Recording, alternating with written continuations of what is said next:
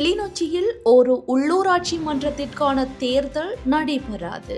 கிளிநொச்சி பூநகரி பிரதேச சபைக்கான தேர்தல் இடம்பெறாது என தேர்தல் தெரிவத்தாட்சி அலுவலர் தெரிவித்துள்ளார். எதிர்வரும் உள்ளூராட்சி மன்ற தேர்தலில் கிளிநொச்சி பூநகரி பிரதேச சபைக்கான தேர்தலுக்கு கட்சிகள் கட்டுப்பணங்களோ வேட்பு மனுக்களோ செலுத்த முடியாது என கிளிநொச்சி மாவட்ட தேர்தல் தெரிவத்தாட்சி அலுவலரும் மாவட்ட பதில் அரசாங்க அதிபருமாகிய எஸ். முரளிதரன் கூறினார்.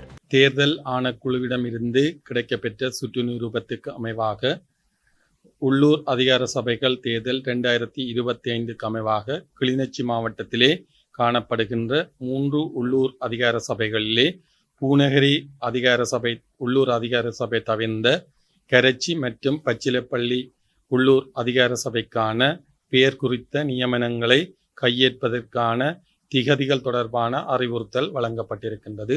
அந்த வகையிலே வைப்பு பணத்தை பெற்றுக்கொள்வதற்கான திகதியாக மார்ச் 3ஆம் தேதியிலிருந்து மார்ச் 19ஆம் தேதி வரையிலான காலப்பகுதி அறியத்தரப்பட்டிருக்கின்றது. இந்த காலப்பகுதியிலே அலுவலக நாட்கள், விடுமுறை நாட்கள், சனி ஞாயிறு, ஓயார் தினங்கள் தவிர்ந்த அலுவலக நாட்களிலே 8:30 மணி முதல் மாலை 4:15 மணி வரை தங்களுடைய வைப்பு பணத்தை செலுத்த முடியும்.